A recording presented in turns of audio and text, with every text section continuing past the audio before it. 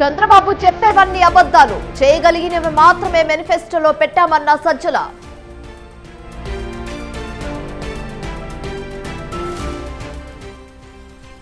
YCP పాలనలో 1,00,000 కోట్ల అవినీతి, కూటమి అధికారంలోకి వస్తే అవినీతిని అరికడతామన్న పట్టాభి.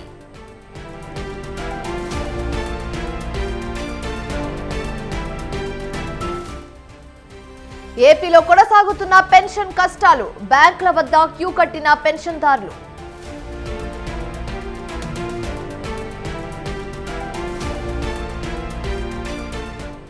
తెలంగాణలో బీఆర్ఎస్ దూకుడు, గెలిపే లక్ష్యంగా ఎన్నికల ప్రచారాలు.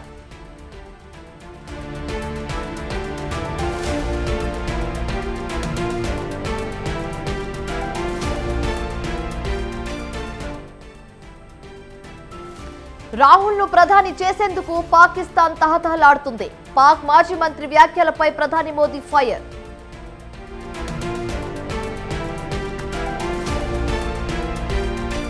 అమిత్ షా మార్ఫింగ్ కేసులో 3 కాంగ్రెస్ నేతలపై కేసు విచారిస్తున్న సైబర్ క్రైమ్ పోలీసులు.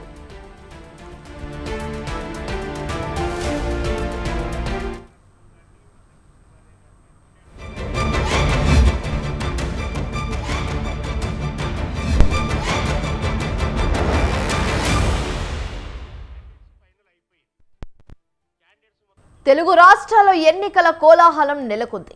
ఏపీలో 175 అసెంబ్లీ, 25 లోక్సభ స్థానాలు, తెలంగాణలో 17 లోక్సభ స్థానాలకు మే 13న పోలింగ్ జరగనుంది. దీంతో అన్ని ప్రధాన పార్టీలు ఎన్నికల ప్రచారాన్ని ముమ్మరం చేశాయి. ప్రచారానికి ఇంకా 9 రోజులే మిగిలి ఉండడంతో అధికార ప్రతిపక్ష పార్టీల మధ్య మాటల యుద్ధం పీక్స్ కి చేరాయి. తాము చేసే సంక్షేమ కార్యక్రమాలను వివరిస్తూనే ప్రత్యర్థుల బలహీనతలను ఎత్తి చూపిస్తున్నారు అభ్యర్థులు. ఇక ఎన్నికల వేళ తెలుగు రాష్ట్రాల్లో తాజా పరిస్థితిని ఇవాళ ఎలక్షన్ ఎక్స్ప్రెస్ లో చూద్దాం.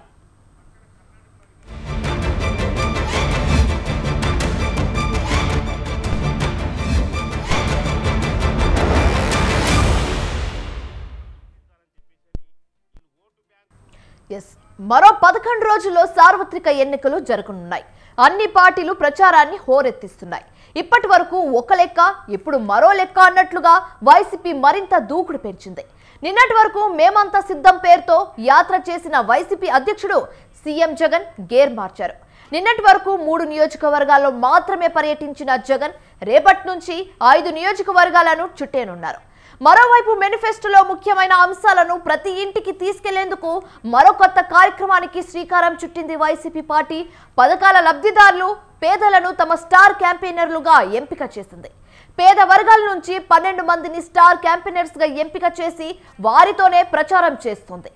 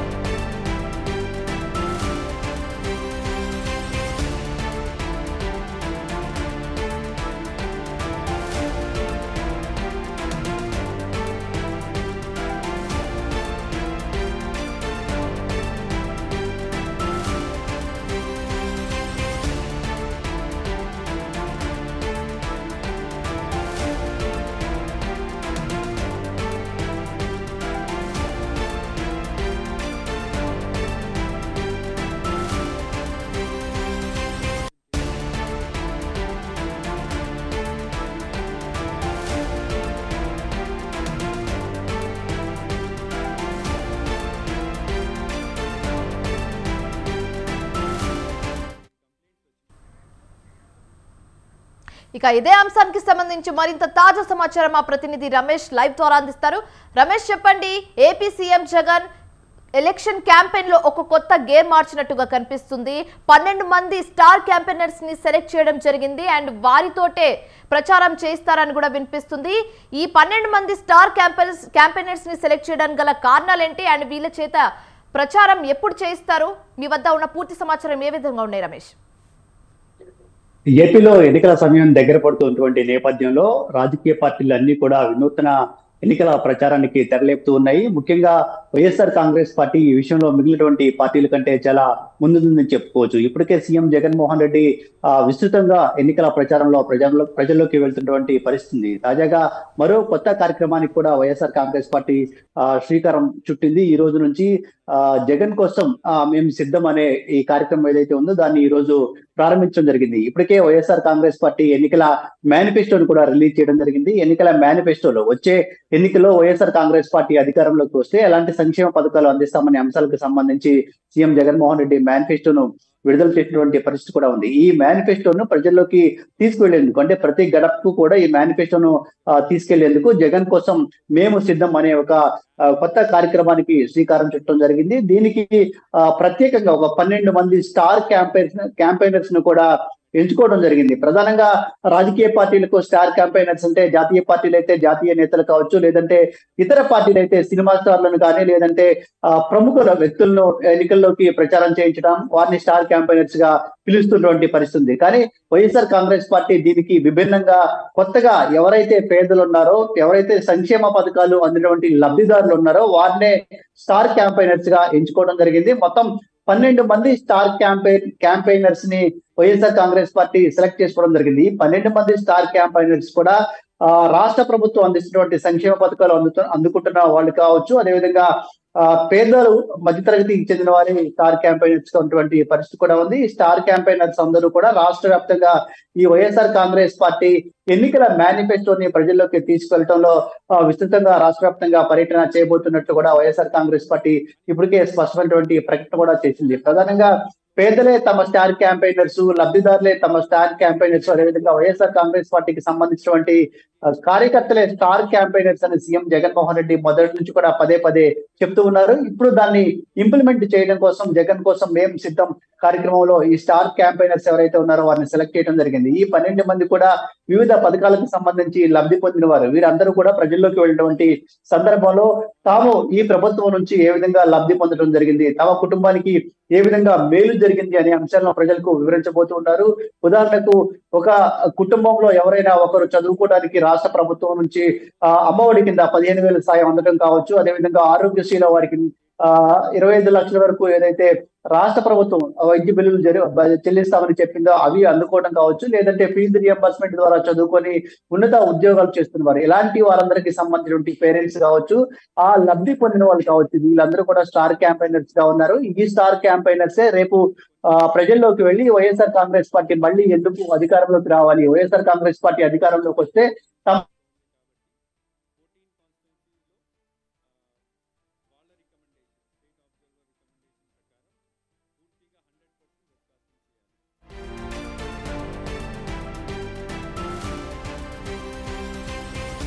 తెరుచుకున్నటువంటి పరిస్థితి కూడా ఉంది. ఇప్పటికే వైఎస్ఆర్ కాంగ్రెస్ పార్టీ ఎన్నికల మేనిఫెస్టోలో ఏవైతే హామీలు ఇవ్వడం జరిగిందో ఆ హామీలన్నిటి కూడా ప్రతి గడపకు తీసుకెళ్లడమే లక్ష్యంగా ఈ జగన్ కోసం మేమంతా సిద్ధం కార్యక్రమానికి శ్రీకారం చుట్టడం జరిగింది. అది ఈ రోజు నుంచి ప్రారంభం కూడా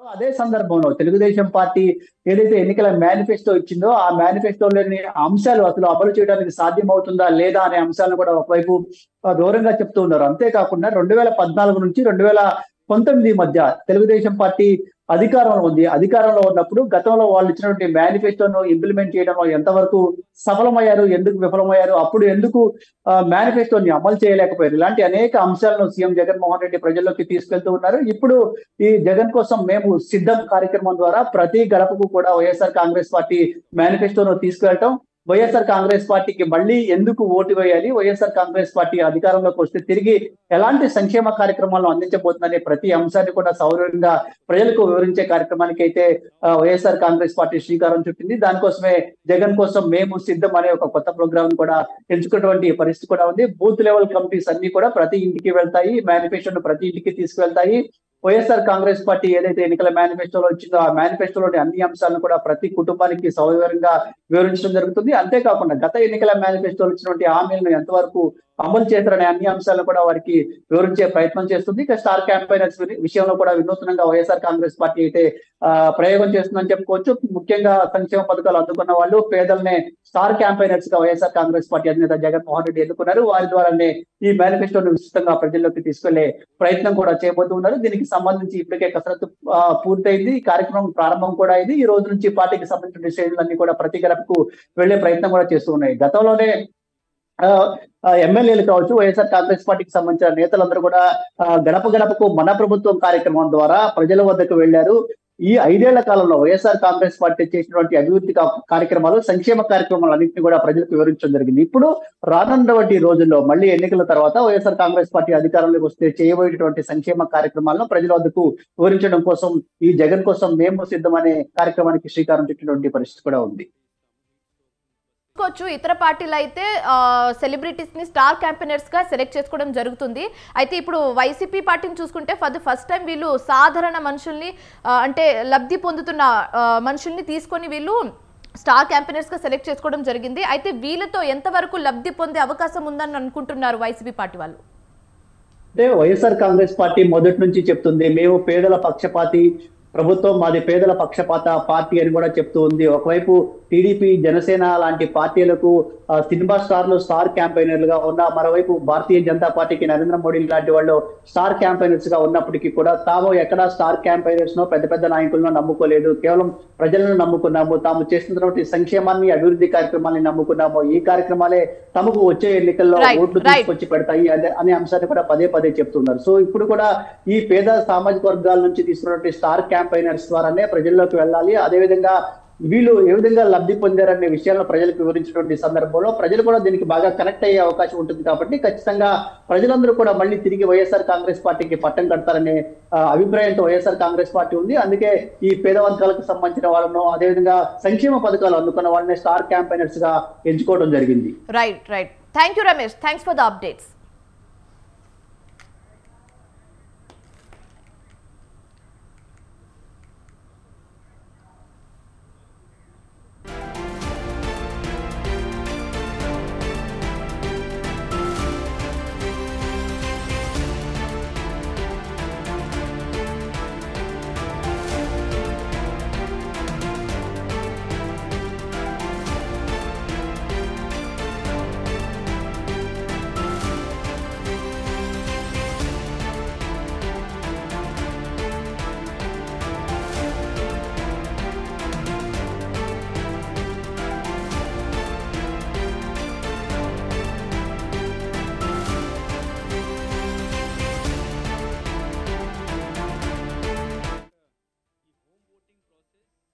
ఏపీలో ఎన్నికల ప్రచారం ఉధృతంగా సాగుతుంది. వారాహి విజయభేరి సభలో ప్రజల్లోకి దూసుకెళ్తున్నారు జనసేనాని పవన్ కళ్యాణ్. అంతేకాదు కూటమి విడుదల చేసిన మేనిఫెస్టోను ప్రజల్లోకి బలంగా తీసుకెళ్తున్నారు. అలాగే వైసీపీ ప్రభుత్వ వైఫల్యాలను ఎండకడుతున్నారు. ఎన్నికల ప్రచారంలో భాగంగా సాయంత్రం విశాఖ దక్షిణ నియోజకవర్గంలో వారాహి విజయభేరి సభ నిర్వహించనున్నారు. ఇక దీనిపై మరింత సమాచారం మా ప్రతినిధి ప్రదీప్ అందిస్తారు. ఆంధ్రప్రదేశ్లో ఎన్నికల దగ్గరికి వస్తున్న నేపథ్యంలో జనసేన అధినేత పవన్ కళ్యాణ్ వారాహి విజయభేరి యాత్ర పేరుతో అయితే ఆంధ్రప్రదేశ్లో ప్రతి ఒక్క నియోజకవర్గాల్లో దూసుకు వెళ్ళిపోతున్నట్టు చెప్పుకోవచ్చు. అయితే మొత్తానికి ఎన్నికల దగ్గరికి వస్తున్న నేపథ్యంలో కూడా జనసేన అధినేత పవన్ కళ్యాణ్ పార్టీ అభ్యర్థుల్ని, జనసేన పార్టీ అభ్యర్థుల్ని అయితే ప్రజలకు పరిచయం చేసే రీతిలో కూడా జనసేన అధినేత పవన్ కళ్యాణ్ భారీ బహిరంగ సభలు పెడుతున్నారు. భారీ బహిరంగ సభల్లో కూడా ఈ యొక్క క్యాండిడేట్లు ఎవరైతే ఎమ్మెల్యే క్యాండిడేట్లు ఉన్నారో జనసేన క్యాండిడేట్స్ వాళ్ళందరినీ పరిచయం చేస్తూ, అట్లాగే కూటమి అభ్యర్థులను కూడా పరిచయం చేస్తూ కూడా ప్రజలకి ఒక అవగాహన వచ్చే విధంగా కూడా జనసేన అధినేత పవన్ కళ్యాణ్ అయితే ఎన్నికల ప్రచారం చేస్తున్నారు అనుకోవచ్చు. అయితే మొత్తానికి ఇప్పటికే మేనిఫెస్టో కూడా రిలీజ్ చేయడం జరిగింది. ఆ మేనిఫెస్టోలో కూడా ఈ యొక్క ప్రజలకి ఎటువంటి మంచి చేస్తే బాగుంటుంది అంటూ ఒక మేనిఫెస్టో కూటమిలో భాగంగా కూడా రిలీజ్ చేయడం జరిగింది. ఇదే నేపథ్యంలో ప్రతి ఒక్క నియోజకవర్గంలో కూడా పవన్ కళ్యాణ్ అయితే చాలా ఈ యొక్క మేనిఫెస్టోని ప్రజలకి ఒక నిర్ణయిస్తూ అందరికీ అర్థమయ్యేలాగా చెప్తూ కూడా ప్రజల్లో ఒక మార్పు వచ్చే విధంగా కూడా పవన్ కళ్యాణ్ అయితే ఇక వారాహి విజయబేరి యాత్రలో అయితే పవన్ కళ్యాణ్ వెళ్తున్నట్టు కూడా చెప్పుకోవచ్చు. అయితే మొత్తానికి ఈరోజు విశాఖపట్నం దక్షిణ నియోజకవర్గం అంటే దక్షిణ నియోజకవర్గం జనసేన అధినేత పవన్ కళ్యాణ్ బ్యాచ్ అని ఏదైతే ఒక ఫ్యాన్స్ ఫాలోయింగ్ కానీ అట్లాగే జనసేన కార్యకర్తలు కూడా ఎక్కువగా కూడా ఇక్కడ దక్షిణ నియోజకవర్గంలో ఉండే పరిస్థితి అయితే కనబడుతుంది. అట్లాంటి దక్షిణ నియోజకవర్గంలో కూడా పవన్ కళ్యాణ్ సాయంకాలం 7 గంటలకైతే ఇక్కడికి రాబోతున్నారు. వారాహి విజయబేరి యాత్ర పేరుతో విశాఖపట్నం పూర్ణ మార్కెట్ దుర్గాలమ్మ తల్లి గుడి దగ్గర అయితే చాలా భారీ బహిరంగ సభ అయితే ఉండబోతుంది. అయితే ఇప్పటికే చూస్తున్నాం ఇక్కడ ప్రస్తుతం మనం ఏదైతే వారాహి విజయబేరి యాత్ర సభ ఏదైతే ఉంటుందో అక్కడ ప్రస్తుతం అయితే మనం ఉన్న పరిస్థితికి చూస్తున్నాం. అయితే మొత్తం అయితే ఏర్పాట్లు కూడా చేసే పరిస్థితి కనబడుతుంది. అయితే వారాహి విజయబేరి యాత్ర రథాన్ని కూడా ఇక్కడికి పెట్టేందుకు అయితే భారీగా ఇక్కడ బ్యారిగేడ్స్ కూడా కట్టినట్టు కూడా తెలుస్తుంది. అయితే ఇప్పటికే చాలా వరకు భారీ ఏర్పాట్లు కూడా చేస్తున్నారు. అయితే ఇప్పటికే ఏదైనా సరే జనసేన అధినేత పవన్ కళ్యాణ్ సాయంకాలం విశాఖపట్నం దక్షిణ నియోజకవర్గంలోకి రాబోతున్న నేపథ్యంలో కూడా విశాఖపట్నం పోలీస్ కమిషనర్ కూడా ఇక ఏర్పాట్లు అయితే చూడడానికి అయితే రావడం జరిగింది. అయితే పోలీసులు అయితే భారీ భద్రతా ఏర్పాట్లు కూడా చేస్తున్నారు. అయితే ప్రజలకు ఎక్కువగా పవన్ కళ్యాణ్ అంటే ఎక్కువగా ఏదైతే ఇక ఫ్యాన్ ఫాలోయింగ్ అని అసలు ప్రజలైతే ఎక్కువగా వచ్చే క్రౌడింగ్ ఎక్కువ ఉంటుందంటూ కూడా తెలుస్తుంది. అట్లాగే ఇక చూస్తున్నాం ఇక్కడ దుర్గలమ్మ స్టాచ్యూ ఎదురుగా కూడా పూర్తిగా ఇక వారాహి విజయబేరి యాత్ర కోసం అయితే సిద్ధం చేస్తున్నారు అనుకోవచ్చు. అయితే ప్రజలకి ఎటువంటి ఇబ్బందులు లేకుండా ఈ యొక్క ఏర్పాట్లు అయితే చేసే పరిస్థితి అయితే కనబడుతుంది. అయితే ప్రస్తుతం పవన్ కళ్యాణ్ సాయంకాలం 7 గంటలకైతే ఇక్కడికైతే వచ్చే పరిస్థితి అయితే కనబడుతుంది. అయితే పవన్ కళ్యాణ్ ఈ యొక్క వారాహి విజయబేరి యాత్రలు అయితే విశాఖ దక్షిణ నియోజకవర్గం జనసేన అభ్యర్థి వంశీకృష్ణ యాదవ్ని అయితే ప్రజలకైతే పరిచయం చేస్తూ అట్లాగే ఇక మేనిఫెస్టోలో ఏవైతే ఉన్నాయో ముఖ్యమైన అంశాలు కూడా ప్రజలకి వివరిస్తారంటూ కూడా తెలుస్తుంది. అయితే గత 5 సంవత్సరాల్లో వైసీపీ ఎటువంటి పరిపాలన చేసిందా పరిపాలన గురించి అట్లాగే స్థానిక ఎమ్మెల్యే వాసుపల్లి గణేష్ కుమార్ ఎట్లాంటి పరిపాలన చేశారంటూ కూడా పూర్తిగా పవన్ కళ్యాణ్ అయితే మాట్లాడే పరిస్థితి అయితే కనబడుతుంది. అయితే పవన్ కళ్యాణ్ ఇప్పటికే సభలు అయితే పెడుతూ కూడా ఈ యొక్క పార్టీ క్యాండిడేట్లను అయితే ప్రజలకు పరిచయం చేసే నేపథ్యంలో ఏదైతే పెందుర్తి నియోజకవర్గంలో ఏదైతే నిన్న సభలో కూడా పవన్ కళ్యాణ్ యొక్క చాలా కీలకమైన వ్యాఖ్యలు చేయడం జరిగింది. అట్లాగే పవన్ కళ్యాణ్ వారాహి విజయబేరి యాత్రలో ఈ యొక్క మొత్తానికి ఈ యొక్క కోటంలో ప్రధానంగా ఏదైతే జనసేన పార్టీ నుంచి ఎమ్మెల్యే క్యాండిడేట్లుగా నించున్న వ్యక్తులు ఎవరైతే ఉన్నారో వాళ్ళందరినీ కూడా పవన్ కళ్యాణ్ ప్రజలకు పరిచయం చేసే పరిస్థితి అయితే కనబడుతుంది. అయితే రానున్న ఎన్నికల్లో ఎట్లాంటి ఉండబోతుంది ఈసారి పవన్ కళ్యాణ్ పార్టీ జనసేన పార్టీ ఎటువంటి స్టాండ్ తీసుకోబోతుంది పార్టీ క్యాండిడేట్లు ఎట్లాంటి పోటీ ఇస్తారు అసలు బరిలోని నిలిచే వ్యక్తులు కూడా వైసీపీ ఎమ్మెల్యే క్యాండిడేట్లు కూడా చాలా బలంగా కూడా నియోజకవర్గాల్లోనే ఏదైతే నియోజకవర్గాల్లో కూడా క్యాంపెయినింగ్ కూడా చాలా దూసుకువెళ్ళిపోతే పరిస్థితి కనబడుతుంది. ఒకవైపు జనసేన పవన్ కళ్యాణ్ ఏదైతే కూటమి టీడీపీ జనసేన బీజేపీ కూటమి కూడా ప్రతి నియోజకవర్గాల్లో ప్రజల్లో వెళ్తూ కూడా ప్రజలకైతే గెలిపించడానికైతే ఒక ఛాన్స్ ఇవ్వమంటూ కూడా కూటమి అయితే అడిగే పరిస్థితి అయితే కనబడుతుంది. అయితే పవన్ కళ్యాణ్ కూడా చాలా వరకు 175 నియోజకవర్గాలు కవర్ చేసే విధంగా చంద్రబాబు నాయుడు పవన్ కళ్యాణ్ కూడా ఇద్దరు కూడా భారీ బహిరంగ సభలు అయితే పెట్టడం జరుగుతుంది.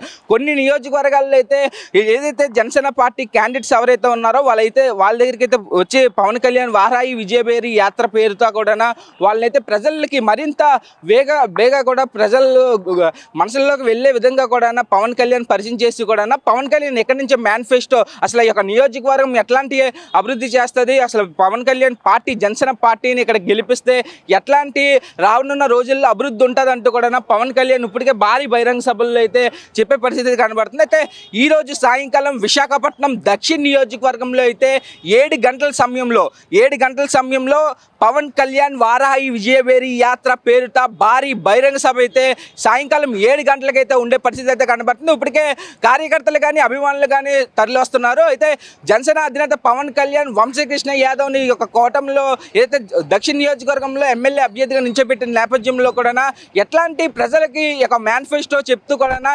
నియోజకవర్గ క్యాండిడేట్ని ఎలాగా అసలు ప్రజలకి గెలిపించడానికి అయితే ప్రజలకి మరింత వేగంగా కూడా ఇక క్యాండిడేట్ని అయితే పరిచయం చేసే పరిస్థితి అయితే కనబడుతుంది. కెమెరామ్యాన్ శివమూర్తి ప్రదీప్ విశాఖ నుంచి స్వతంత్ర.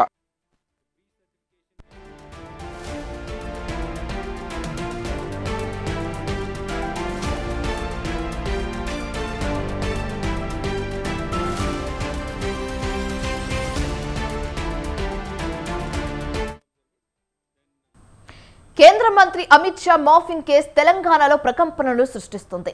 రాష్ట్ర సీఎం రేవంత్ రెడ్డికి నోటీసులు ఇవ్వడం, Congress social media incharge Satish తో పాటు నవీన్, తస్లిమా అరెస్ట్ చేయడం లైట్ గా తీసుకునే విషయం కాదని అంటున్నారు. అయితే ఈ కేసులో నోటీసులు అందుకున్న ముఖ్యమంత్రి రేవంత్ రెడ్డి తన ప్రసంగంలో బీజేపీని టార్గెట్ చేస్తూ పలు ఆరోపణలు చేస్తున్నారు. బీజేపీ మళ్లీ అధికారంలోకి వస్తే రిజర్వేషన్లను రద్దు చేయడమే కాకుండా రాజ్యాంగాన్ని మార్చేస్తుందని, కాషాయం పార్టీ వ్యూహాలు రచిస్తుందని ఘాటు వ్యాఖ్యలు చేయడం జరిగింది. అయితే ఈ ఎన్నికలు గుజరాత్ ఆధిపత్యానికి, తెలంగాణ పౌరుషానికి జరుగుతున్న ఎన్నికలంటూ నొక్కి మరీ చెప్తున్నారు. అయితే రేవంత్ రెడ్డి కామెంట్స్ ను సీరియస్ గా తీసుకున్న కమలనాథులు తెలంగాణ సీఎం ను టార్గెట్ చేశారనే అనుమానాలను వ్యక్తం చేస్తున్నాయి కాంగ్రెస్ వర్గాలు. బీజేపీయేతర రాష్ట్రాలపై కక్ష సాధింపు చర్యలో భాగంగానే అమిత్ షా మార్ఫింగ్ కేసు సాకుతో కేంద్రం అణచివేత ధోరణి అవలంబిస్తుందని అంటున్నాయి.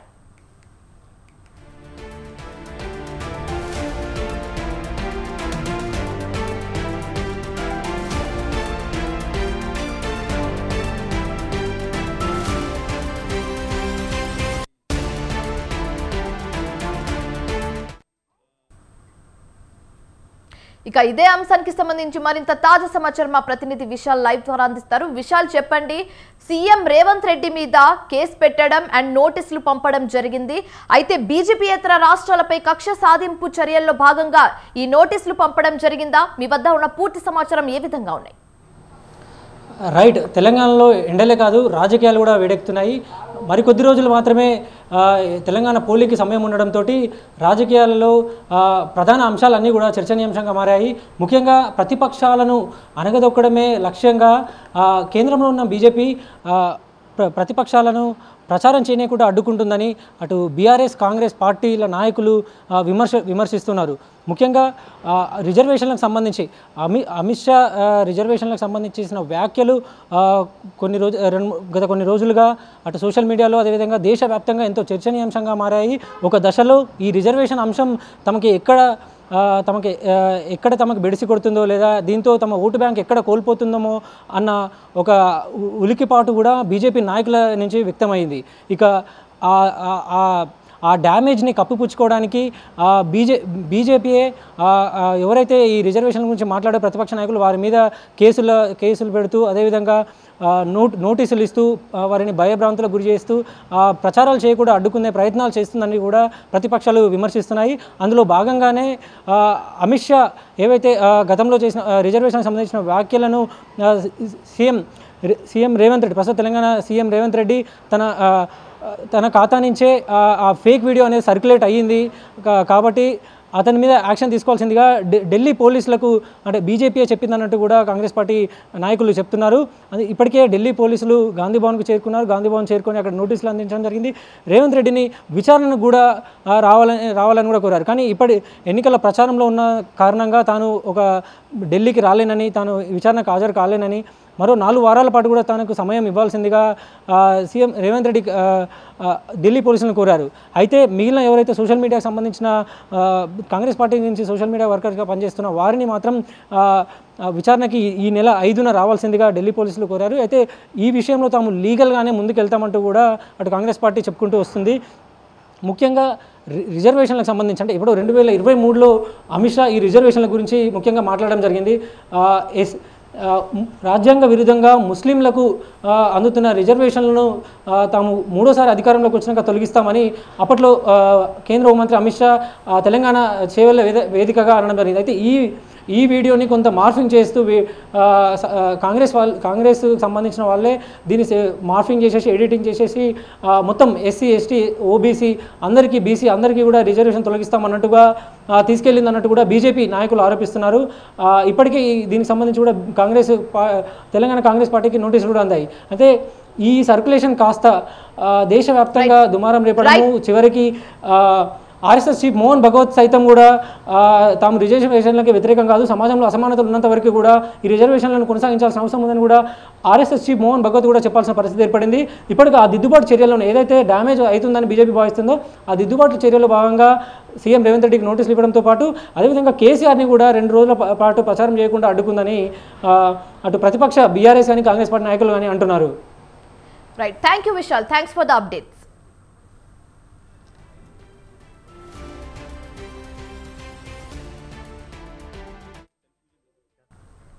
ఎన్నికలు సమీపిస్తున్న వేళ తెలంగాణ కాంగ్రెస్ మరింత దూకుడు పెంచింది.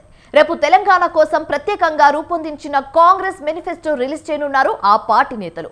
రేపు ఉదయం 11 గంటలకు CM Revanth Reddy manifesto release చేస్తారు. అయితే కేంద్రంలో కాంగ్రెస్ పార్టీ వస్తే తెలంగాణకు ఏం చేయనుందో వివరించనున్నారు. ముఖ్యంగా విభజన హామీలు, ప్రత్యేక ఐటీ కారిడార్, ఇంటర్నేషనల్ స్కూల్స్ ఏర్పాటు హామీలు ఇచ్చే ఛాన్స్ ఉన్నట్లు తెలుస్తోంది.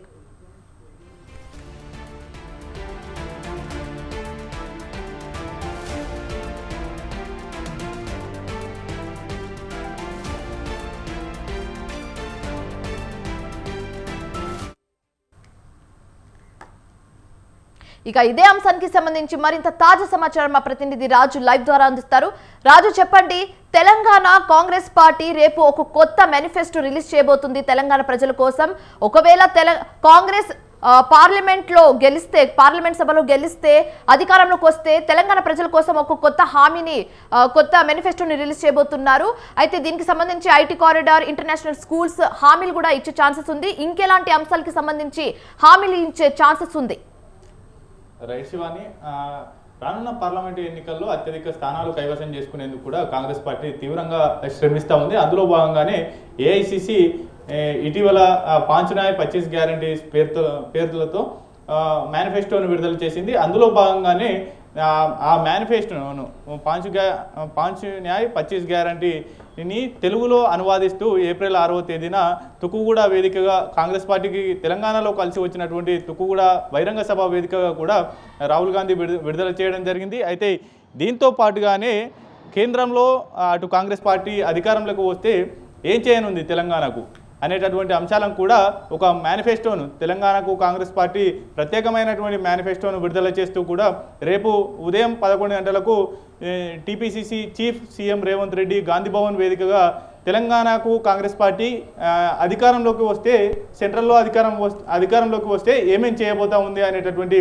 అంశాలను పొందుపరుస్తూ కూడా రూపొందించినటువంటి మేనిఫెస్టోను గాంధీ భవన్ వేదిక విడుదల చేస్తారు. ముఖ్యంగా తెలంగాణ కోసం కాంగ్రెస్ పార్టీ ఎంత చిత్తశుద్ధితో ఉంది, ఎటువంటి హామీలను ఇవ్వనుంది అనేటటువంటి అంశాలకు సంబంధించి ఇప్పటికే మంత్రి శ్రీధర్ బాబు చైర్మన్గా ఒక మేనిఫెస్టో కమిటీని కూడా ఏర్పాటు చేసింది. అందులో భాగంగానే 6 కమిటీ సభ్యులతో ఒక కమిటీని నియమించి తెలంగాణకు రాబోయే రోజుల్లో ఎటువంటి అవసరాలు ఉంటాయి, ఏ విధమైనటువంటి హామీలు తెలంగాణ కోసము ఇవ్వాల్సి ఉంటుంది, కేంద్రం నుంచి రావాల్సినటువంటి హక్కుగా రావాల్సినటువంటి విభజన హామీలు కావచ్చు. 2014 రాష్ట్ర విభజన సమయంలో భద్రాచలం 5 పోలవరం ముంపు కింద 5 గ్రామాలను ఏపీలో కలపడం జరిగింది.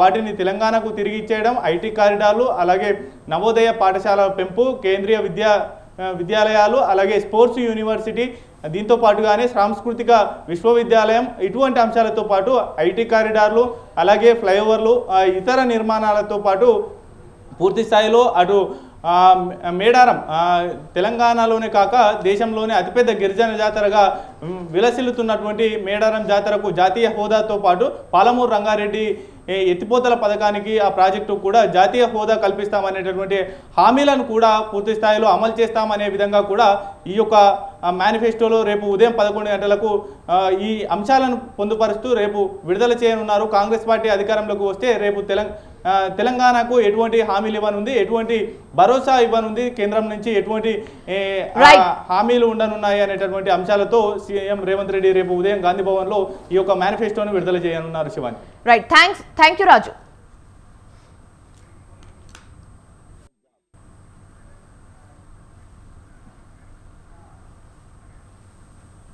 ఇవి ఎలక్షన్ ఎక్స్ప్రెస్ కు సంబంధించి breaking updates. For more updates keep watching స్వతంత్ర.